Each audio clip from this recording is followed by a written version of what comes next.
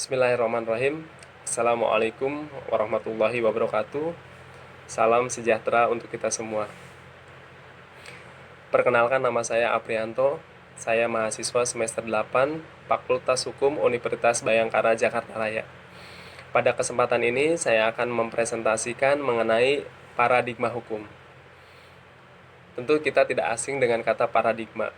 Paradigma itu sendiri adalah cara pandang seseorang berupa asumsi, konsep, nilai, dan praktek yang diterapkan dalam memandang realitas dalam sebuah komunitas yang sama.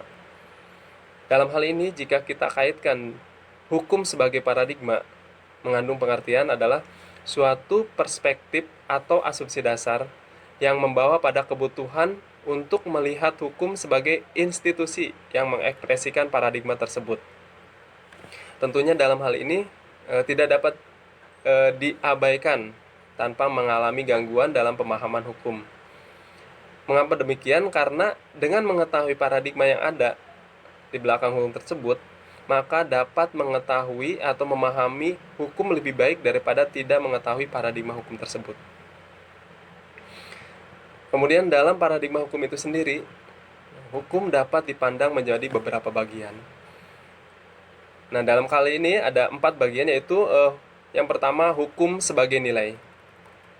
Nah, dalam hal ini hukum dapat diartikan bahwa hukum adalah sebagai perwujudan nilai-nilai yang mengandung arti bahwa kehadiran hukum bertujuan untuk melindungi dan memajukan nilai-nilai yang dijunjung tinggi oleh masyarakat. Sekarang kita dapat bayangkan, jika dalam masyarakat tidak ada hukum, pasti kehidupan masyarakat tidak tertata dengan baik. Tentunya nilai-nilai yang ada di dalam masyarakat tidak sesuai dengan yang diharapkan. Nah, dalam hal ini, bagaimana kita mengukur sukses atau gagalnya hukum sebagai nilai atau sebagai moral di sini? Tentu ada parameter kita dapat mengukurnya. Yang pertama adalah kegagalan untuk mengeluarkan aturan.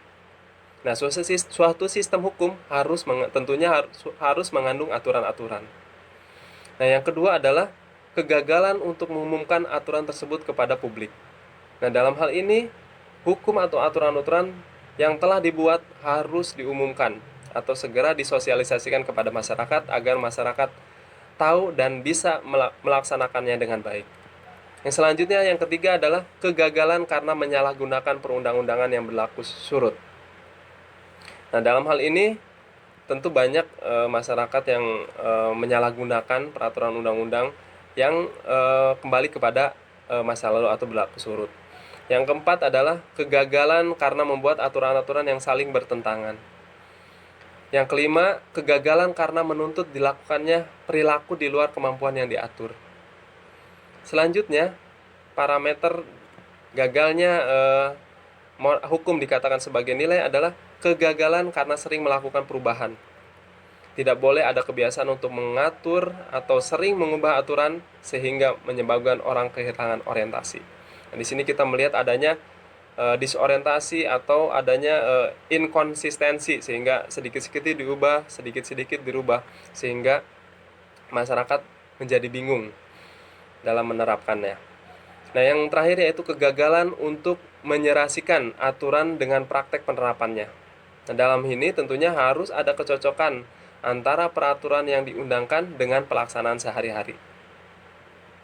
Baik, rekan-rekan semua, yang kedua, hukum sebagai ideologi. Nah, dalam ini hukum sebagai lembaga normatif adalah bagian dari proses sosial yang lebih besar dan merupakan penekanan dari hubungan yang berlangsung dalam masyarakat. Seorang ahli hukum yaitu Karl Marx mengungkapkan pendapatnya bahwa hukum adalah tatanan peraturan untuk kepentingan kelas orang yang berpunya dalam masyarakat yang menjadi paradigma ideologi dalam perumusan hukum. Jelas, menurut Karl Marx itu sendiri bahwa ideologi merupakan suatu kompleks pendapat atau pernyataan dalam bentuk suatu pemihakan kepada nilai-nilai tertentu mengenai pernyataan yang dipegang oleh suatu golongan yang berkuasa. Yang dalam analisa tersebut adalah hukum mencerminkan ideologi kaum borjuis. Jadi, dalam hal ini Karl Marx menilai bahwa suatu tatanan hukum atau paradigma hukum sebagai ideologi di sana tercermin dalam strata sosial seseorang. Misalnya dalam konteks terbaru ini, bahwa orang yang mempunyai jabatan, orang yang mempunyai uang itu sangat kebal hukum. Itu terbukti dalam keadaan sekarang ini dalam perpolitikan di Indonesia. Nah, yang selanjutnya tentu dalam paradigma ideologi dalam hukum kita dapat jumpai dalam bidang hukum kontrak. Nah, sebagaimana lazim dikenal pada abad 18, kontrak bukan merupakan hasil dari suatu persetujuan individual, melainkan dari implementasi praktis kebiasaan dan kaidah tradisional. Nah, dalam ini ideologi komunal tersebut tidak mengenai kontrak sebagai hasil suatu persetujuan. Nah, berbeda dengan yang sekarang atau pada abad ke-19 dalam era persaingan bebas ini. Nah, ideologi hukum atau pandangan hukum ini mendasari konsep kontrak. Nah, akibatnya adalah dari interaksi antara sama individu yang merdeka dan memiliki kedudukan yang sama. Kemudian faktor ideal tersebut yang mengharuskan adanya persetujuan yang dilakukan secara eksplisit bagi timbulnya hubungan kontrak. Baik rekan-rekan semua, yang selanjutnya yang ketiga adalah hukum sebagai institusi. Nah, dalam hal ini hukum sebagai institusi dalam pengamatan sosiologi diartikan bahwa dalam kenyataan sehari-hari hukum diwujudkan melalui aktivitas atau bekerjanya berbagai badan seperti pengadilan, pembuatan hukum, kepolisian, dan advokat yang memulai atau melalui badan-badan tersebut semua cita-cita hukum, gagasan abstrak, doktrin, dan sebagainya diusahakan menjadi kenyataan dalam kehidupan sehari-hari. Nah, misalnya keinginan masyarakat untuk mendapatkan keadilan yang realisasinya melalui suatu badan yang disebut pengadilan. Dan untuk mengamati bagaimana badan-badan tersebut bekerja, maka hukum dikatakan sebagai suatu institusi, di mana kehadiran berbagai institusi untuk memenuhi kebutuhan dan tuntutan dalam kehidupan masyarakat.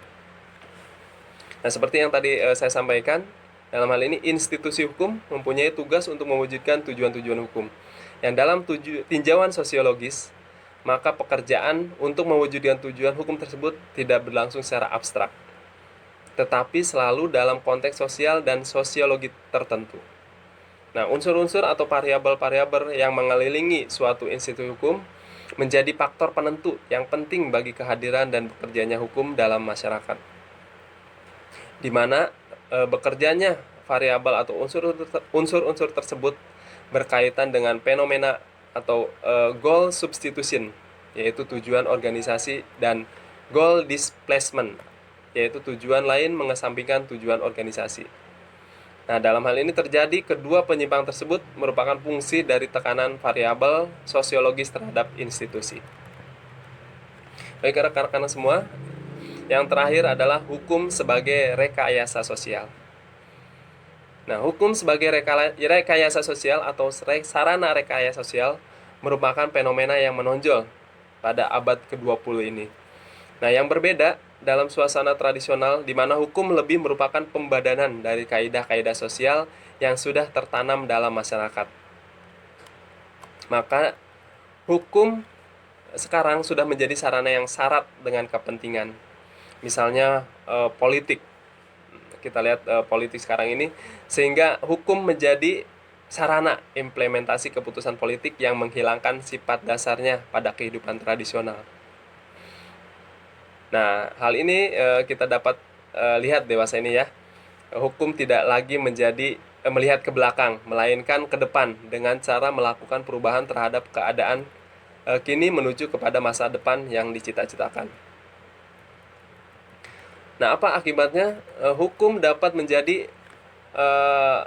tidak dapat mempertahankan status quo. Artinya hukum dapat melakukan perubahan sosial. Nah, maksudnya dalam hal ini hukum sebagai rekayasa sosial yang dipelopori oleh Rochus von pada tahun 1912 dapat mengemukakan gagasan yang kemudian dikenal dengan aliran hukum sosiologis, yang apabila ditempatkan pada latar belakang suasana studi hukum pada waktu itu, makna sosiologis itu sendiri terlihat pada sifat-sifat sebagai berikut. Yang pertama, lebih mengarah kepada bekerjanya hukum daripada kepada isinya yang abstrak. Yang kedua, memandang hukum sebagai lembaga sosial yang dapat dikembangkan melalui usaha manusia dan menganggap sebagai kewajiban mereka untuk menemukan cara-cara terbaik dalam memajukan dan mengarahkan usaha yang sedemikian itu. Selanjutnya yang ketiga, lebih menekankan pada tujuan-tujuan sosial yang dilayani oleh hukum daripada sanksinya. Terakhir yang keempat, menekankan bahwa aturan-aturan hukum itu harus lebih dipandang sebagai pedoman untuk mencapai hasil-hasil yang dianggap adil oleh masyarakat daripada sebagai kerangka yang kaku. Baik, paradigma rekayasa sosial itu sendiri ya, menekankan pada efektivitas hukum yang umumnya diabaikan pada studi hukum tradisional. Nah, dalam hal ini hukum tradisional lebih menekankan pada struktur dan konsistensi rasional. Ya, dengan kita memperhatikan efektivitas hukum pada perhatian studi hukum menjadi melebar dan melampaui kajian tradisional yang hanya menekankan pada masalah legalitas dan legitimasi saja. Nah, jika kita membahas mengenai efektif atau tidaknya hukum, itu dilakukan dengan mengamati interaksi antara hukum dengan lingkungan sosialnya. Dengan mengajukan pertanyaan yang bersifat sosiologis, ya, seperti apakah hukum itu betul-betul mengatur masyarakat? Kemudian pertanyaan, apakah hukum itu memang melakukan hal-hal yang seperti dikatakannya? Dan yang terakhir adalah, apakah hukum betul-betul menimbulkan seperti yang diharapkannya? Ya, pertanyaan-pertanyaan itu bisa kita lanjutkan ke pertanyaan selanjutnya, yaitu apakah sesuatu itu timbul memang karena disebabkan oleh dikeluarkannya suatu undang-undang ataukah karena sebab-sebab yang lain? Atau juga pertanyaan, apakah undang-undang yang dikeluarkan dengan tujuan tertentu tidak malah memunculkan hasil yang sebaliknya? Apakah hukum juga dapat berhasil kriminogen? Nah, dalam hal ini penggunaan hukum sebagai rekayasa sosial membawa kita kepada penelitian mengenai kaitan antara pembuatan hukum atau cara-cara yang dilakukan oleh hukum dengan hasil atau akibat yang kemudian dimunculkan. Dan langkah-langkah dalam rekayasa sosial diawali dengan mendeskripsikan situasi yang dihadapi dengan baik. Kemudian melakukan analisis terhadap penilaian-penilaian mengenai situasi tersebut dan menentukan jenjang penyusunannya. Selanjutnya yaitu melakukan verifikasi hipotesa-hipotesa dan kemudian melakukan pengukuran efek hukum yang dibuat. Ya. Jika kita mengkaji penggunaan hukum untuk merekayasa masyarakat, juga akan membawa pada pembahasan tentang kemampuan dan batas-batas kemampuan hukum untuk melakukan rekayasa tersebut. Nah, beranjak dari kajian sosiologis, maka tindakan yang dilakukan dengan sengaja tidak selalu mengidentifikasi dengan baik dan tuntas semua fungsi yang ada pada sarana yang dipakai untuk melakukan tindakan rekayasa tersebut. Baik, rekan-rekan semua, cukup presentasi paradigma hukum dari saya. Semoga bermanfaat.